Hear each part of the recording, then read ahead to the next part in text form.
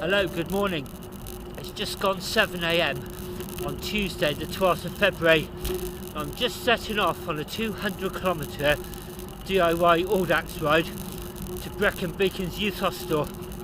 This is another one of the youth hostels that I picked up in the January sale. As long as you booked before the end of January, you could get a 25% discount. So it's a cheap night out, including my members discount. Tonight's accommodation is going to cost me £7.50. That's almost cheaper than staying at home with the central heating on.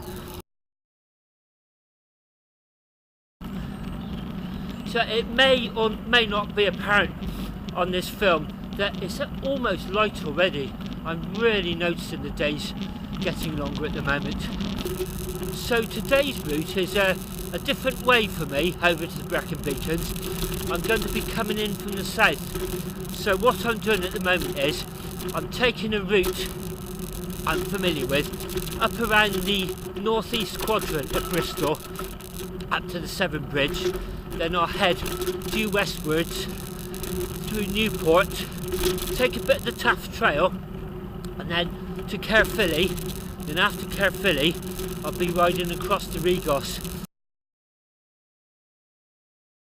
which is one of the big mountain climbs in South Wales, across the Rhondda Valley. It's almost alpine with its switchbacks, so hopefully that's going to be impressive. I'll try and get some footage there. And then on to the outskirts of Neath. When I get there, I'll be doing a major direction change, heading northeastwards towards the Brecon Beacons. And then the final climb is up. I joined the A470 Merthyr to Brecon Road briefly, and I approached the summit at Storey Arms. It's popular with walkers walking up to Penny Farm, which is the highest summit in the Brecon Beacons. And then there's a long plunge there down towards Brecon. About a mile after the summit, as I'm heading down, there's a little turn off on the right hand side and a track down to the youth hostel. I've been there before once. It's a stunning location.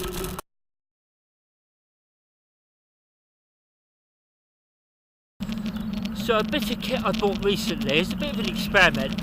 It's a Bluetooth speaker which also doubles up as a front light, and it allows me to listen to music on podcasts on the road. I just sync it with my mobile phone. I quite like first thing in the morning, a little bit of soft music. So here we are, a bit of America from the 1970s. Horse with no name. The first part of the journey. So I'm just about to cross the Severn Bridge. You can see directly in front of me, workmen have just demolished the toll booth. The government have removed tolls on both Severn Bridges.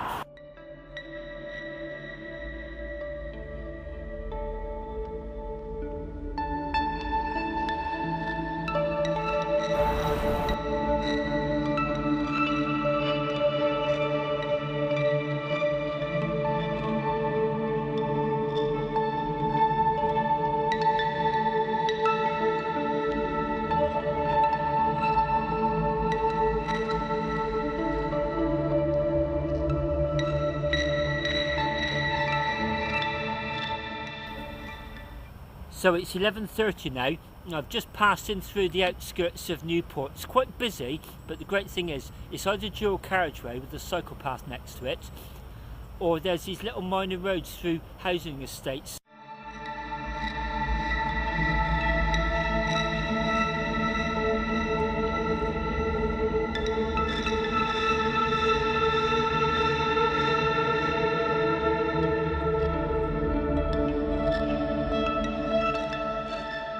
So I've just dropped down into Caerphilly. There's a castle, just plunged down off the hill, just like that. I've just seen this statue at Tommy Cooper, born in Caerphilly, March the 19th, 1921. I never knew that.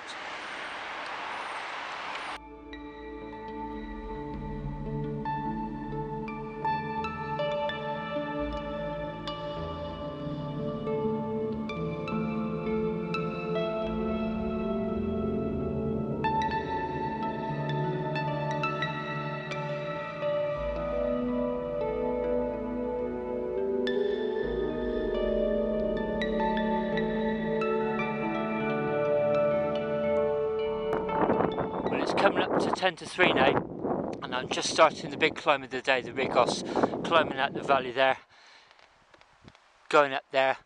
The road does a switch back up there, and then I may just have seen a light there, then a left hand turn and back across. Really does like feel like being in the Alps. Earlier on, down on the levels, it was very sunny, even quite warm at times actually. Now it's very misty rain. Well, I'm up on the second hairpin now. You can see the road bending around there. I'm still not near the top. Very misty and bleak up there. Very atmospheric. Really enjoying this.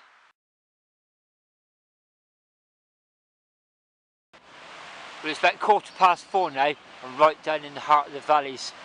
So, an update. I made a real tactical mistake. As I approached the Rigos and the bulk climb, it was drizzling, and I took a couple of layers off, to be honest, thinking it's going to be a long climb. I can always put them on down the other side, and it got wetter and wetter on the way up, colder and colder, and at the top there was just no shelter whatsoever. So I decided to get down to lower ground quickly and try and find a bus shelter. By the time I did find one, I was really, really cold. So I've now got my thick gloves on, woolly gloves under it, a Mac under my winter coat, plus the high vis on top of my winter coat, plus 2 hats, and just about warm again now. Actually, that really was quite a hard descent. Sometimes when you make a big mistake like that, you've just got to take it on the chin and accept you've got it completely wrong. So I keep seeing signs for Nice. I don't actually go into Nice, but I do remember that's where my direction changes, so I'll be heading north-east shortly, and then there's quite a long climb up to Storey Arms before the final drop down to Hostel. I think I'll be really glad to get there tonight. But once again, 4:30, even though it's overcast, it's still very, very light. Well, it's gone 7 PM now, and I'm about 9 miles from the hostel. So after I turn northeast on the outskirts of Nice, it's just been a gradual climb all the way up. I'm a few miles from the Storey Arms, but this road I'm on at the moment is quite quiet, but it's like a different planet up here. It's really thick mist, still that drizzle in the air. So I'm sort of making the most of this, because I'm going to join what is normally a busy road just up to the summit at Storey Arms and then drop down to the hostel. I think I'm going to eat very well tonight once I've had my shine. I think I'm going to sleep even better. So less than an hour to go. Well, it's 8:05 and I'm eventually at the summit of the Storey Arms. I've just joined the Merthyr Tydfil to Brecon Road about a mile ago. I think it's the A470. So all that's up here is an outdoor centre and a couple of bus shelters. I just saw a load of head torches coming down, so I guess that's some of the residents up on a hill walk. But right behind there is Penny Fan. It's really bleak up here. You can see the military train up here. So getting all these close encounters effects. There's a car coming up, it's just about to crest the summit of the hill.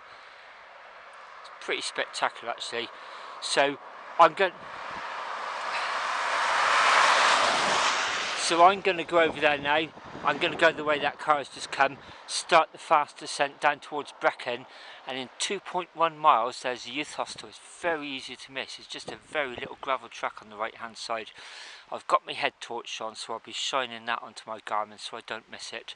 So I'm really looking forward to getting there now. So I've made it, just got here, it's 8:15, 125 miles. It's definitely been a ride of 2 halves. The flat half in the dry this morning and then the very hilly wet ride this afternoon.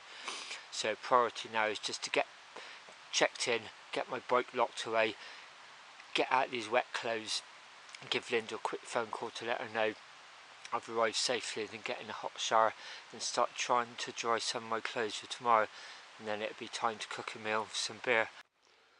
Well, it's 7:30 in the morning now, just had a really good night's sleep. So this is my dormitory. The room is called Oak. There's several rooms here on the ground floor and one big one on the upper floor.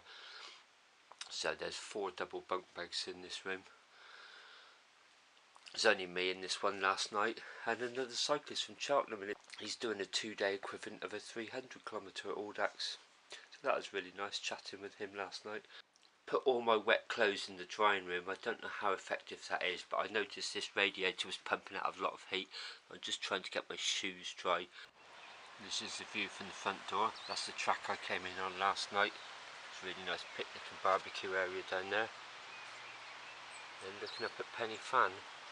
So there's camping facilities here. I noticed camping shower and washroom back there. I also noticed some wooden camping pods around the corner as well. So it's pretty much got everything here. You can hear a river flowing fast down in the valley there. It's a stunning location. So it's 10 to 10, so a very late start for me, but I am going home the direct way. I really did want to try and get everything as dry as possible, so I'm ready for the plunge down into Brecon. So I leave here, end of the building, up about 500 yards to the main road, then there's about a 3-mile descent down to Brecon. Through Brecon, the other side of Brecon, I'll get on a road through Talibont which parallels the busy A40. At Crickhowl I'll get on the A40, it's not too bad this time of day, into Abergavenny. After Abergavenny there's a B road over to Usk, Severn Bridge, back the way I came.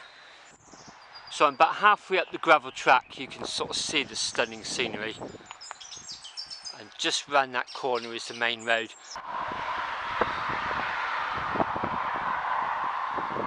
I've just chatted to Linda and she said there was no rain whatsoever in Bath yesterday. I think it sounded quite bizarre that I was sort of saying I got here absolutely drenched and cold, so I'm looking forward to today's ride.